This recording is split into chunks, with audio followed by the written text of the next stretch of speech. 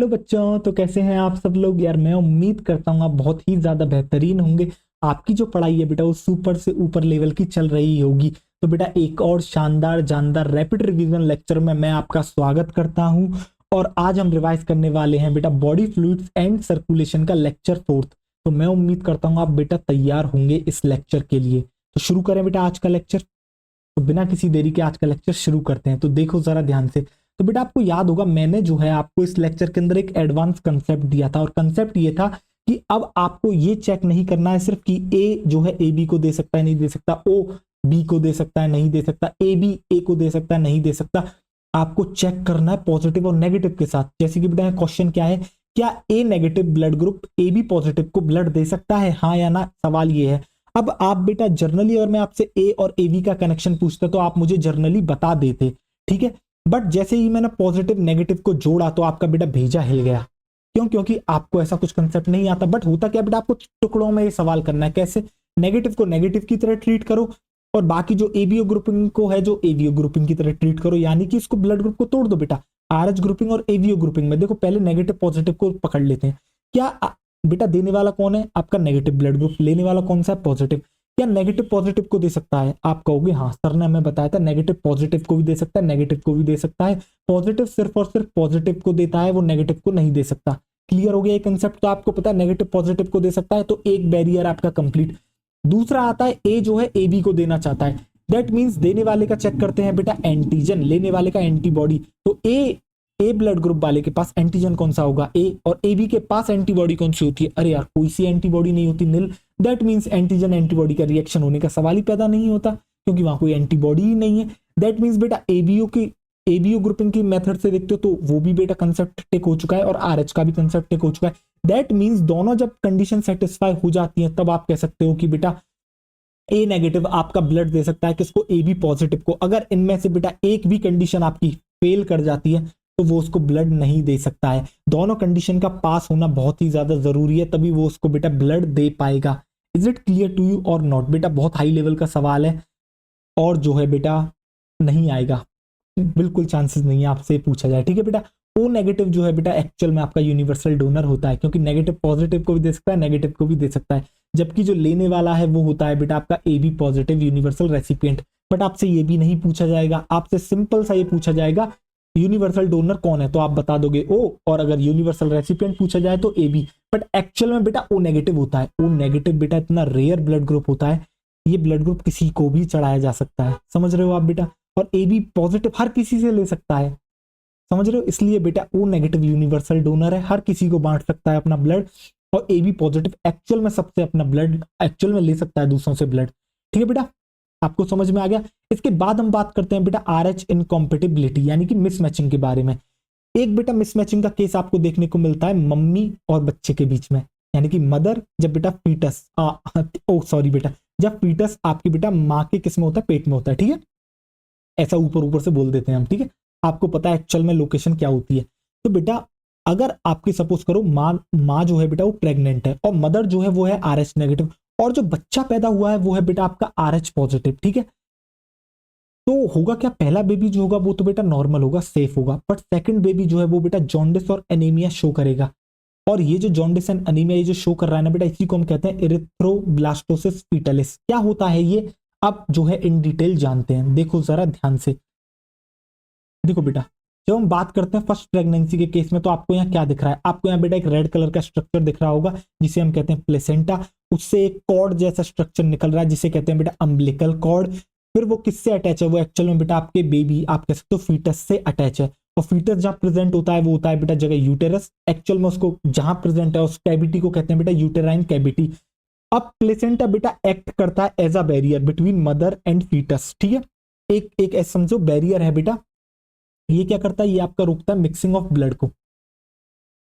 तो बेटा प्लेसेंटा जो है वो एक्चुअल में आपका एक बैरियर है जो कि रोकता है मिक्सिंग ऑफ ब्लड को। अब देखो एक चीज समझो, मम्मी का ब्लड ग्रुप कुछ और होगा, बच्चे का ब्लड ग्रुप मम्मी का ब्लड ग्रुप हो, दोनों सेम हो, कोई गारंटी नहीं है। आपको पता है जो ब्लड ग्रुप तय होता है बेटा बच्चे का, वो मम्मी और पापा दोनों मिलकर तय करते हैं। किस तरीके से करते हैं जेनेटिक्स में जानेंगे, ठीक है बेटा। तो ब्लड ग्रुप दोनों के अलग अलग हो सकते हैं, सेम भी हो सकते हैं। तो बेटा अगर गलती से आपके अलग अलग हुए और मिक्सिंग हो जाए तो सोचो यार ये तो मामला ही खत्म हो जाएगा पूरा का पूरा। तो बेटा इस ब्लड की मिक्सिंग को कौन रोकता है? एक्चुअल में रोकता है आपका बेटा प्लेसेंटा, जो कि आपका बैरियर की तरह काम करता है। अब बेटा जो अम्बिलिकल कॉर्ड आप देख रहे हो ना, एक्चुअली कंटेन करती है फीटल ब्लड, इसके अंदर होता है बेटा फीटस का ब्लड। अब देखो बेटा RH जो फीटस है उसका ब्लड कैसा होगा? उसका ब्लड होगा बेटा आपका RH पॉजिटिव। और जो यूट्राइन कैविटी है वहां आपको ब्लड किसका देखने को मिलेगा बेटा? वहां पर जो ब्लड होगा वो होगा बेटा मदर का ब्लड, क्योंकि यूट्रस मदर का हिस्सा है। तो बेटा वो कैसा है आपका RH नेगेटिव। अब देखो होता क्या है, जब डिलीवरी होती है बच्चे की तो एक्चुअल में अम्बिलिकल कॉर्ड को करा जाता है कट, और जब अम्बिलिकल कॉर्ड को कट करा जाएगा तो अम्बिलिकल कॉर्ड क्या कंटेन करती है? Foetus blood. और बेटा फीटस, आप कैसा केस देख रहे हो? फीटस का ब्लड है एक्चुअल में RH पॉजिटिव और माँ का ब्लड है नेगेटिव।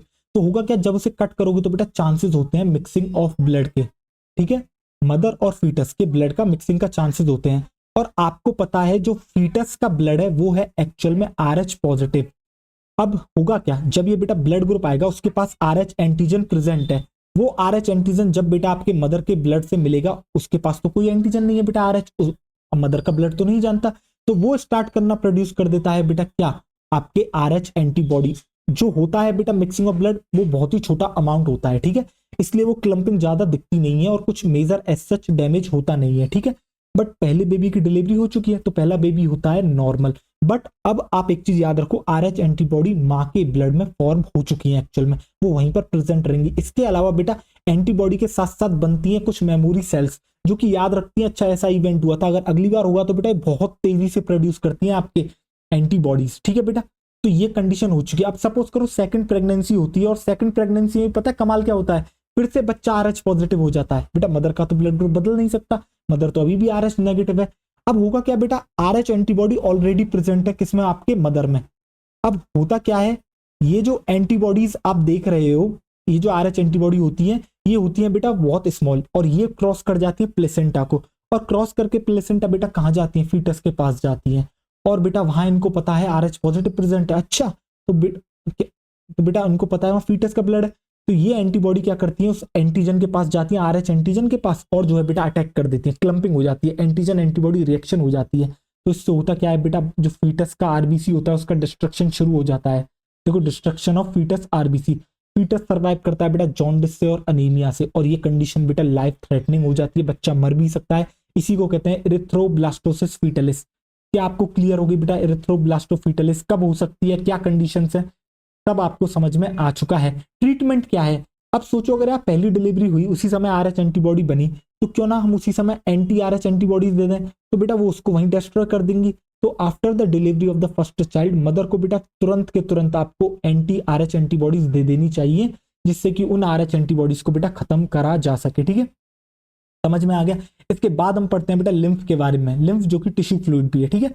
होता क्या है बेटा, जब आप क्या देखते हो, जब आप बेटा सर्कुलेशन हमारा देखते हो तो आप देखते हो जैसा कि बेटा हमने breathing and exchange of gases में भी आपको बताया था, तो पल्मोनरी के थ्रू जो आपकी कैपिलरी होती है बेटा उसके थ्रू ही जो है आपका क्या हो रहा था, आपका जो है बेटा क्या हो रहा था, एक्सचेंज चल रहा था। तो देखो होता क्या है, आपको पता है अयोटा ब्लड लेके जाता है, ठीक है बेटा, वो आगे जाके फाइन आपकी जो क्या कहते हैं ब्लड वेसल्स में बढ़ जाता है, जो कि होती है आर्टरी।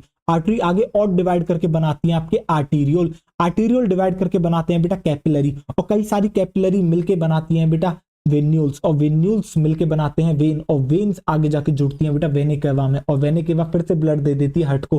तो इस तरीके से जो हर्ट से सर्कुलेशन शुरू हुआ था बेटा वो हर्ट तक पहुंच जाता है। क्या आपको ये सर्कुलेशन समझ में आया बेटा? हार्ट से निकलती है अयोटा, अयोटा आगे आर्टरी, आर्टरी आगे आर्टीरियोल्स में बढ़ती है, आर्टीरियोल्स आगे कैपिलरीज में, कैपिलरीज जुड़ के बनाती हैं बेटा आपकी वेन्यूल्स, वेन्यूल्स जुड़ के बना रही हैं वेन्स, और वेन्स जुड़ के बनाती हैं वेने केवा, वेने केवा जाती है फिर से बेटा हार्ट के अंदर। तो इस तरीके से सर्कुलेशन चलती है। अब देखो बेटा ब्लड जो है आपका, यहाँ आपको नीचे टिश्यूज दिख रहे होंगे, होता क्या है कैपिलरी बहुत ही ज्यादा थिन होती है बेटा, बहुत ही ज्यादा पतली होती है, और इसके अलावा ये होती है बेटा पोरस, यानी कि इनके अंदर प्रेजेंट होते हैं आपके पोर्स।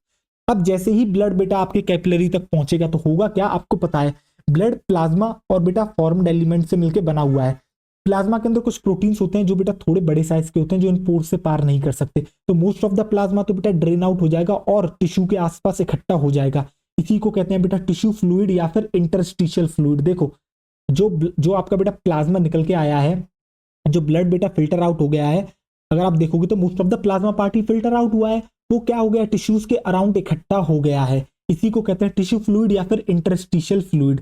अब होता क्या है, कुछ बेटा ऐसे प्रोटीन्स होते हैं जो इसको पार नहीं कर पाते हैं, जैसे कि बेटा एल्ब्यूमिन प्रोटीन। देखो एल्ब्यूमिन प्रोटीन को मैंने ब्लड कैपिलरी में ही दिखाया है बेटा, ठीक है। अब ये एल्ब्यूमिन प्रोटीन क्या करेंगे देखना। अब बेटा आपको पहले एक चीज समझो, अब ये जो इसके आसपास प्लाज्मा आ चुका है बेटा, इसी के थ्रू जो है आपका गैसियस एक्सचेंज, न्यूट्रिएंट्स की सप्लाई, सारा कुछ टिश्यूज को दिया जा रहा है। अब बेटा ये चीजें जब दी जा चुकी हैं तो अब समय आ चुका है इसको वापस लेने का। अब इसको वापस लेने में कौन मदद करता है, तो बेटा ये एल्ब्यूमिन प्रोटीन मदद करते हैं, ठीक है, इसको वापस लेने में। किस तरीके से, देखो जरा ध्यान से। तो बेटा होता क्या है, आपने क्या देखा है, कैपिलरी दिख रही है बेटा आपको इसके अंदर एल्ब्यूमिन दिख रहा है। अब देखो मैंने एरो कुछ बनाए हैं आपके किसकी तरफ, टिश्यूज की तरफ की, इस तरीके से फ्लूइड जा रहा है। फिर मैंने ये एरो बेटा बैकवर्ड डायरेक्शन में ही बनाए, यानी कि ब्लड फिर से बेटा टिश्यूज से लेके कैपिलरी में जा रहा है। तो ये कैसे होता है, आपको पता है बेटा एल्ब्यूमिन और फॉर्म्ड एलिमेंट आपके कहां प्रेजेंट है, कैपिलरी के अंदर। और जो आपका मोस्ट ऑफ द प्लाज्मा है वो कौन सा है बेटा, आपका वाटर है। तो वो कहां प्रेजेंट है, आपके टिश्यू फ्लूइड में, ठीक है बेटा। अब टिश्यू फ्लूइड में अगर मैं देखता हूं तो क्या कोई सॉल्यूट प्रेजेंट है, नहीं बेटा। अगर यहाँ सॉल्यूट प्रेजेंट भी है तो बहुत ही लो अमाउंट में है, जबकि कैपिलरी के अंदर हाई सॉल्यूट है। तो हम बेटा वाटर की एक मूवमेंट पढ़ते हैं, water always move from low concentration of solute to high concentration of solute. तो वाटर हमेशा मूव करता है बेटा अपनी low concentration of solute, solute की जहां मात्रा कम होती है वहां से कहां जाता है, जहां सॉल्यूट की मात्रा ज्यादा होती है। तो बेटा हाई मात्रा सॉल्यूट की कहां पर है, वो आप देखते हो वो है बेटा कैपिलरी में। किसकी वजह से, एल्ब्यूमिन की वजह से। इसलिए बेटा ये जो होता है ना, इसका most of the part plasma का वो वापस से कैपिलरी के अंदर जाता है। अब इसका जाना भी जरूरी है, क्यों जाना जरूरी है, क्यों, क्योंकि बेटा जितना लिया था उतना वापस भी तो दोगे। वेन्स के अंदर आप सीधे बेटा ब्लड प्रेशर थोड़ी डाउन कर दोगे। अगर आप बेटा सोचो ब्लड को वहीं टिश्यूज के पास इकट्ठा छोड़ दो, तो एक तो बेटा वहां आपको एडिमा हो जाएगा, वहां आपको सूजन सी देखने लगेगी। क्यों, क्योंकि सपोज करो इस टिश्यू में मेरे यहाँ आ जाए बेटा ब्लड, सपोज करो, और यहाँ वो इकट्ठा हो जाए, तो बेटा ये फूल नहीं जाएगा। जहां ज्यादा ब्लड आ जाता है आप वहां देखना कभी वो एरिया फूल जाता है बेटा, रेडनेस आपको वहां देखने को मिलती है, एक तरीके से अडीमा देखने को मिलता है। तो पहली बात तो ऐसा कुछ आपको देखने को नहीं मिलता है बेटा, ठीक है। तो दैट मीन्स ये वापस भी जाना जरूरी है। अब होता क्या, मोस्ट ऑफ द पार्ट तो बेटा इसी ऑस्मोसिस के थ्रू चला जाता है, बट फिर भी कुछ पार्ट रह जाता है। तो इसको ले जाने के लिए एक डिफरेंट सिस्टम होता है जिसको हम कहते हैं बेटा लिम्फेटिक सिस्टम, जिसके अंदर आपकी बेटा लिम्फेटिक कैपिलरी आपको दिख रही होगी। इस लिम्फेटिक कैपिलरी के अंदर ये बेटा वापस से फिल्ड करा जाता है। जब ये फ्लूइड बेटा लिम्फेटिक कैपिलरी में पहुंच जाता है तो इसी को कहते हैं बेटा लिम्फ, यानी fluid inside lymphatic capillary is called fluid. क्या है, वही तो टिश्यू फ्लूइड है, वही लिम्फ है बेटा, ठीक है। अब होता क्या, ये लिम्फेटिक कैपिलरी आगे जाके बेटा लिम्फेटिक वेसल बनती है, वेसल से बेटा लिम्फेटिक डक्ट बन रही है, डक्ट जाके बेटा सारा का सारा सामान कहाँ डाल देती है, फिर से वेन में। यानी कि एट द एंड एक्चुअली बेटा जितना आर्टरी लेके गई थी उतना वेन्स को मिल गया।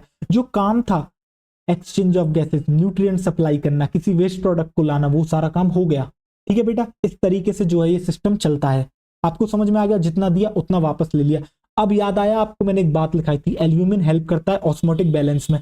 तो कुछ इस तरीके से एल्ब्यूमिन हेल्प करता है बेटा एक्चुअल ऑस्मोटिक बैलेंस में। समझ में आ गया, आपको समझ में आ गया होगा। यही बात बेटा मैंने यहाँ थ्योरी में लिखी है कि ब्लड पास करता है किसके थ्रू बेटा, आर्टरी के थ्रू। तो होता क्या, कुछ पार्ट जो है बेटा ब्लड का मूव आउट कर जाता है और आपका जो है बेटा सेल्स ऑफ टिश्यूज के अराउंड आपका इकट्ठा हो जाता है। एक्चुअली बेटा आर्टरी मैंने यहाँ पे लिख दिया है, बट एक्चुअली में आपको समझना होगा आर्टरी से आर्टीरियल, आर्टीरियल से कैपिलरी, और कैपिलरी में से ही वो निकल रहा है।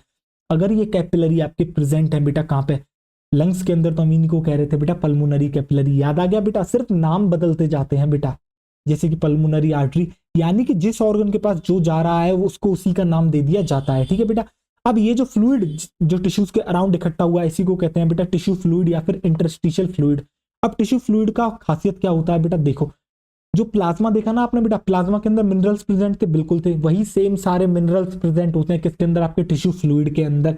इसके अलावा जो एक्सचेंज ऑफ गैसेज है बिटवीन ब्लड और सेल्स के बीच में जो बेटा एक्सचेंज ऑफ गैसेज हो रहा है, न्यूट्रिएंट्स हो रहा है, वो ऑलवेज किसके थ्रू होता है बेटा, टिश्यू फ्लूइड के थ्रू होता है। इसी टिश्यू फ्लूइड के थ्रू वो एक्सचेंज हो रहा होता है, ठीक है बेटा।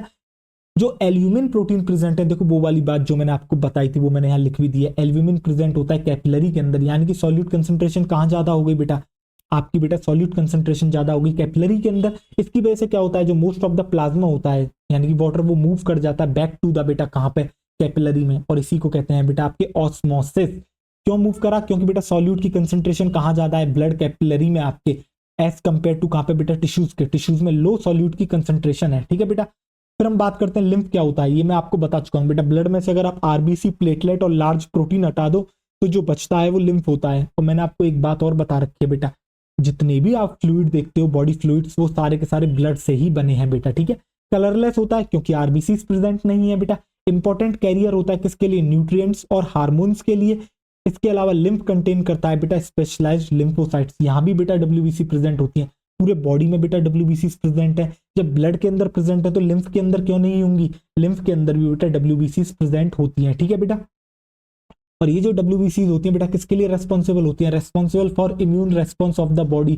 जो इम्यूनिटी है बेटा बॉडी की उसके लिए बेटा रेस्पॉन्सिबल कौन है, वो उसके लिए रेस्पॉन्सिबल है आपका बेटा स्पेशलाइज्ड लिम्फोसाइट्स यानी कि डब्ल्यूबीसी। अब बेटा आप एक टर्म पढ़ते हो लैक्टियल। अब देखो एनसीईआरटी बड़ी ही गजब है, क्यों, क्योंकि उन्होंने क्या करा है बेटा, उन्होंने जो है आपके क्या काट दिया, आपके जो है एक चैप्टर रिमूव कर दिया जो था आपका बेटा एब्जॉर्ब डाइजेशन एंड एब्जॉर्प्शन। वहां अगर होते तो लैक्टियल बताते, अब लैक्टियल यहाँ से काटा नहीं। अगर बेटा काट ही रहे हो तो इतनी मेहनत कर लेते कि यहाँ से भी इस लाइन को काट देते, बट उन्होंने नहीं काटी। तो भैया हम तो पढ़ाएंगे। देखो बेटा फिर क्या होता है, जो लिम्फेटिक कैपिलरी होती है बेटा, स्मॉल इंटेस्टाइन आप जानते हो आपकी मिलता है बेटा डाइजेस्टिव सिस्टम के अंदर स्मॉल इंटेस्टाइन, तो वहां पर भी बेटा लिम्फेटिक कैपिलरी प्रेजेंट होगी, बिल्कुल होगी बेटा। तो उसी को कहते हैं बेटा लैक्टियल। करती क्या है ये बेटा आपकी हेल्प करती है फैट के एब्जॉर्प्शन में, ठीक है बेटा। और ये आपकी एक्चुअल में कहाँ प्रेजेंट होती है, प्रेजेंट होती है बेटा इंटेस्टाइनल विलाई में। बेटा एज इट इज इतना याद कर लो, क्या मैं उसको खोल के पूरा बताऊं, कोई सेंस नहीं है बेटा इन दो लाइनों को करने के लिए। आपको वैसे भी कुछ लाइनों में खास नहीं है, लोकेशन बता रखी है बेटा इंटेस्टाइनल विलाई, इंटेस्टाइनल विलाई होती है वहां पे प्रेजेंट होती है, ठीक है। क्या काम करती है, फैट का एब्जॉर्प्शन करती है बेटा, ठीक है। आपको समझ में आ गया।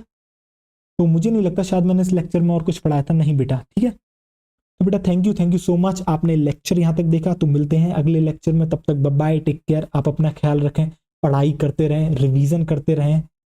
तो मिलते हैं बेटा अगले लेक्चर में, टेक केयर।